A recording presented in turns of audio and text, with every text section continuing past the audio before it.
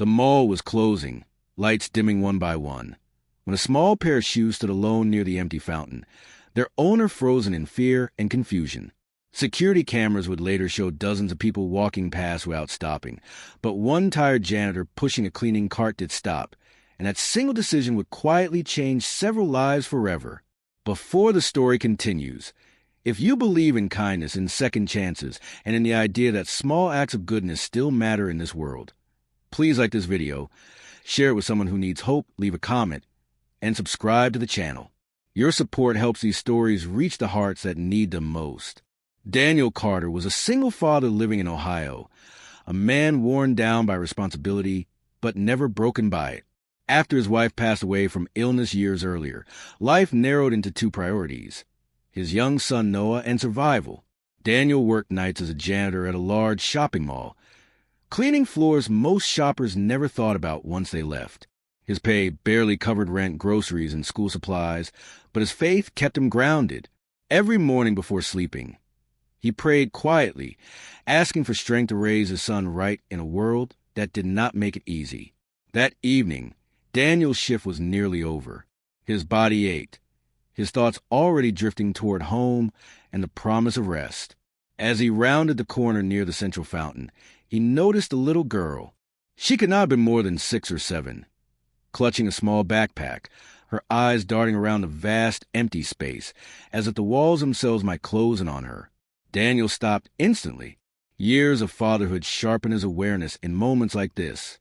The girl had been separated from her mother during a rush earlier in the day. Panic, exhaustion, and the size of the mall had swallowed her sense of direction. By the time most stores closed, she was completely alone. Security had not yet reached that area, and the mall's noise had faded into an eerie quiet. Daniel did not hesitate. He stayed with her, keeping a respectful distance, offering calm presence rather than pressure.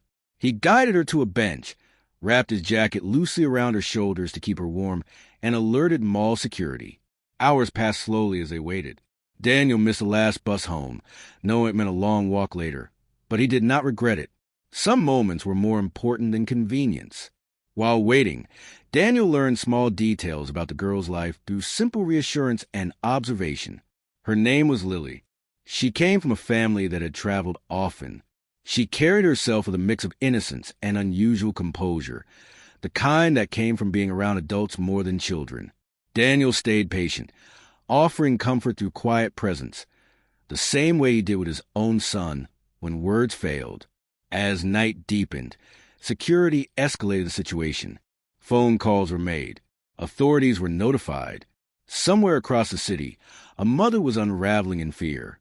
That mother was Rebecca Whitmore, the CEO of a national retail company whose flagship store sat inside the same mall. Rebecca was known for her sharp mind, relentless drive, and tightly controlled public image. That night, none of it mattered. When Rebecca arrived, escorted quickly through back corridors, she was braced for the worst. Her world had narrowed into a single hope: that her daughter was safe. When she finally saw Lily sitting quietly beside a janitor, wrapped in a worn jacket, something inside her broke open. The relief was overwhelming. Lily was unharmed, calm, and no longer alone. Rebecca learned what had happened, how Daniel had stayed long past his shift, how he had missed his way home, how he had not once asked for recognition or reward. She watched the way Lily leaned slightly toward him. The natural trust formed in crisis. Rebecca had spent years making decisions that affected thousands of employees, yet she realized in that moment how rarely she truly saw them. Daniel was one of many whose names never appeared in reports or meetings, yet his actions carried more weight than most boardroom strategies ever would. Daniel expected nothing. Once Lily was reunited with her mother, he quietly gathered his cart, ready to leave. He did not offer his name until asked. He did not linger. He simply did what felt right, and prepared to walk home through the cold night. Rebecca did not forget him.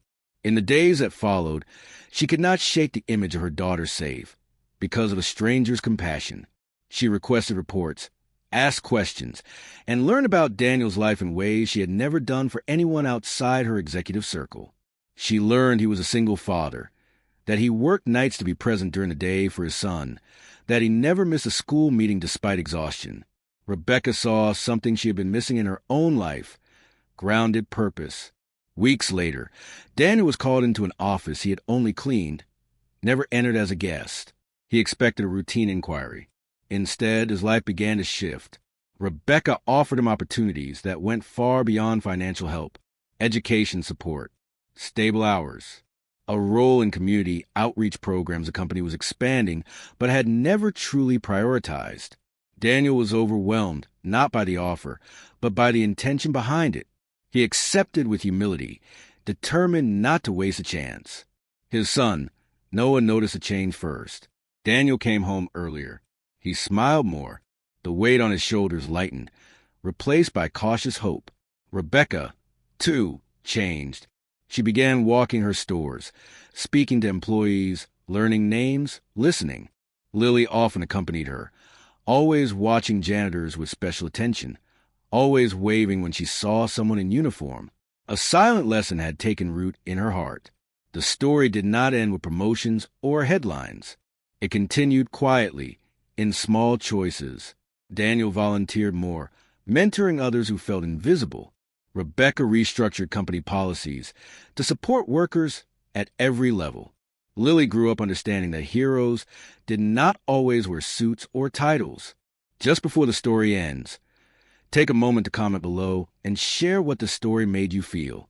Your words might encourage someone to believe that kindness still matters, even in unnoticed moments. Years later, when Lily was older, she would remember that night not as a time she was lost, but as a time she was found by someone who chose compassion over convenience.